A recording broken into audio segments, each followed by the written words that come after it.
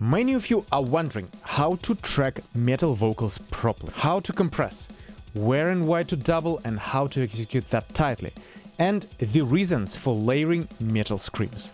I'm not a vocalist myself, so I can't show you this process directly, but the amazing John Howard is. I had an honor to collaborate with John on a few projects, including the Overcoming project. So today, we will dive into a session and discuss how John achieves tight and powerful screaming tone, where he applies layering, and how to process such vocals for thick and tight sound too. Learn from the amazing singer of Threat Signal, Arkaea and Imonolith with me. Was it really worth it in the yard? Worth it in the yard? Deepest weeping torch. That lies like alright. Deepest weeping torch. My eyes like alright. Formidable return. Formidable return. For endless victory. For endless victory. Deepest repentance. Deepest repentance. Endless victory. By the way, you can download these multi-tracks for free and learn vocal layering specifically in depth by examining them. Link in description. And we're here to dissect these vocals and see how these were recorded by amazing John and how he achieved such a cool tone here. Hey, I'm Dr. Mike Trubetskov, the mad scientist of metal, and I'm here to bring valuable information on metal production, recording and mixing. So mate, if you're not subscribed to my channel yet, please like and subscribe this video to help the algorithm push it up and help people like yourself. Let's go! Compressing metal vocals. Why and how? You may be confused with compression for screaming vocals. In my experience, screams may need a bit more compression than you would expect them to have, and in a very precise manner. You can try compressing the individual tracks rather hard with fast attack and fast release to bring the aggression up and move the dynamics with the rate of the screams. You can then try to compress the vocal bus as well, to glue vocals together and give them more body. Just be careful to fix EQ problems beforehand, as otherwise strong compression may amplify this. Let's look into compressing metal screams, without compression first and then with, somewhat level matched. Deepest weeping torch. Deepest weeping torch. What I noticed straight away is that with compression, vocals sound smoother, more consistent and more powerful. They have a more consistent body and they just are more pleasant to the ear. So here is what you can do to achieve this similar effect. You can start by using a compressor on the individual vocal track set up to fast attack and fast release.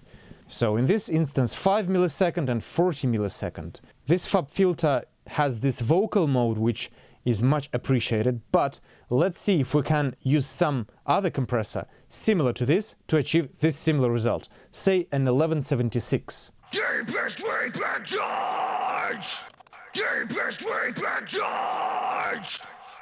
Deepest weeping torch. I do like FAB filter more. It bounces better with the rate of the scream, however 1176 would do it as well. So the goal here is to emphasize the pressure that the vocalist puts into the microphone by using fast attack and fast release that bounces within that rate, and that allows to smooth out the tone as well.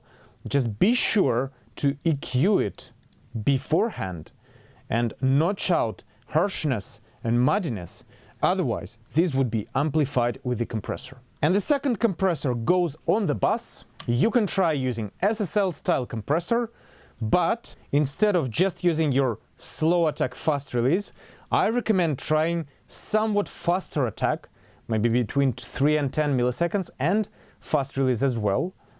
2 to 1 is okay, you can try 4 to 1 maybe. And this gives nice glue and nice bounce to the track. you can compress quite a bit, up to 4 decibel, without... Deepest repentance! And now with...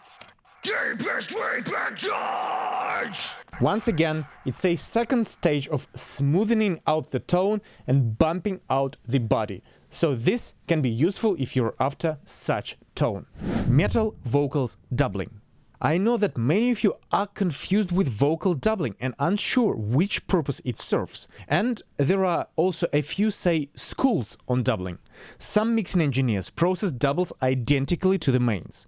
Some add width, filter or distortion to them. So let's try using these different approaches to see what this brings to the table for your production potentially.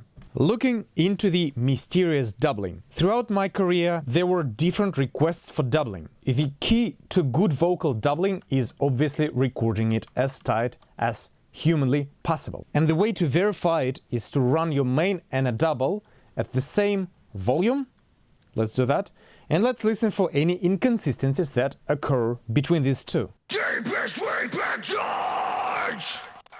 This is incredibly tight.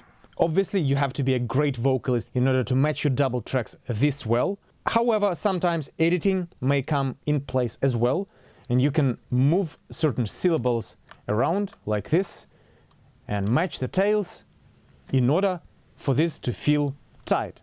If our double was loose, let's organize that, could have sounded something like this. Deepest repentance! This immediately sounds very, very annoying and disturbing. So I recommend spending time and not only matching your takes sonically, but also visually. You can see how peaks here match to each other so closely, and they are on the grid really tightly. Speaking about processing the double, let's see what we can achieve by applying different techniques.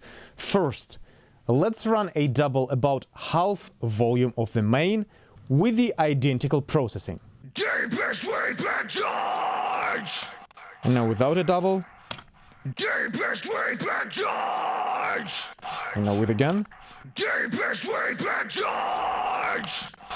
So these slight discrepancies in the performance and slight tonal differences allow vocals to sound fuller and richer in this sense. Again, the double amplifies and supports the main by giving the extra body and extra power dynamically, which is something that you may be seeking. Another way of working with a double is filtering it and allowing just the grit or distortion or filtered sort of throaty voice like this to come through and rasp through the mix. For this purpose, you can try using something like a volcano filter. Let's see what it does. Deepest repentance! Maybe too much grit Deepest repentance! and a different tone. Deepest repentance! Blended with the main now. Deepest repentance! Bypass the filter. Deepest repentance! And now with it. Deepest repentance! And now no double. Deepest repentance! So this gives a more focused tone, and it allows the tone to concentrate more in the mid-range and push through the mids, which may be something that you want to achieve or not as much. Lastly, let's try using a stereo field enhancer for the double. Deepest repentance! So this tool here, I think it's free by Ozone. It allows to spread the mono signal in stereo without introducing the phase shift chorusing sort of tone. This sounds quite nice. You can try it. And let's blend that in now. Again, about half volume. Deepest repentance! And without. Deepest repentance! And with again. Deepest repentance! So this spreads vocals and makes them wider. Again, this depends on your vision, your applications, and all of these techniques are valid, so you can try experimenting with them. I assume that you wish to run your double about half volume of the main, as otherwise it would create chorusy and phasey effect and would not sound pleasant for modern music, as this is about tightness. For old school 80s tone, you may try going for it too. If we talk about doubling, we have to mention the modern metal vocal techniques. And look, I'm not an expert in modern metal, yet I had a privilege to work on a few modern metal records, and I had a privilege to learn a lot. For this genre, vocal production is extremely involving. Instead of just running a main and a double, singers usually record main, double, high and low throughout the whole song. These are then blended together and amplified accordingly to further compress on the bass and create a very thick, incredibly dense layer of modern metal vocals. And this is as much as my experience allows to share in that regard.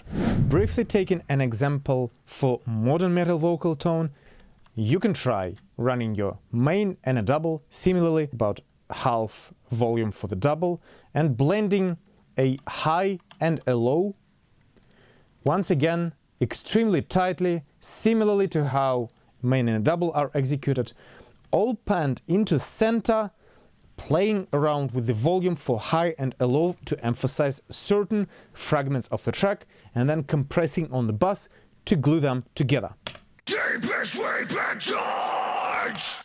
Now, this is not your typical modern metal low and high, and this is a traditional metal style, definitely not your modern one, but this technique can be applied with great results. Metal vocals layering. The principle for vocal layering is the same as layering any other instrument, really. You can layer screams for thickness, extra complementary tones, say lows and highs that create a roller coaster ride for your listener. To add width in the mix, pan layers hard to create contrast from centered to wide, to emphasize a certain part lyrically, and to add a certain feel and vibe to a section. In the section here, Sharpest edge, was it really worth it in the yard? Worth it in the yard? this is a good example where we have our main and a double,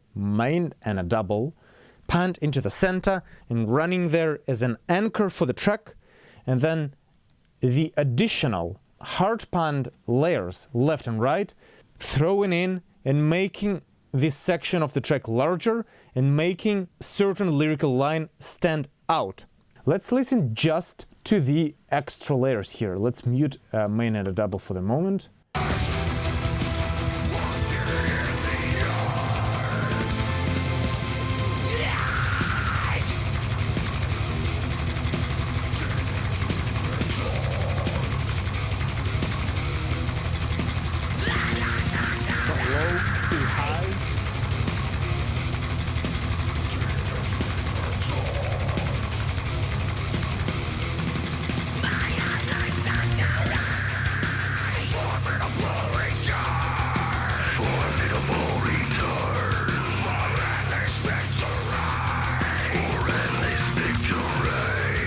By walking through this section and listening just to the additional layers, it becomes more apparent how you can create dynamics just with the layers.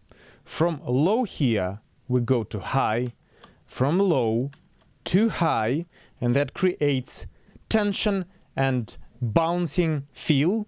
And then layer tone sits in the middle, rhyming with the distorted detached tone, which sounds really cool and is up to the artist to decide upon delivery.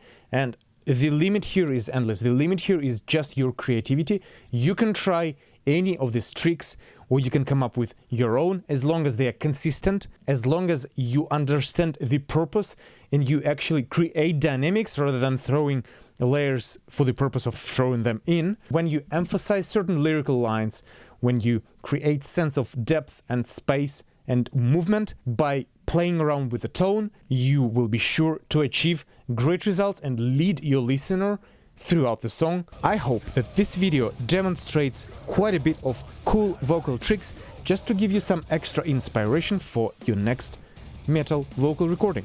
If you have any questions, I'm always here to help. Hit me up in comments, like and share this video, and until next time, cheers!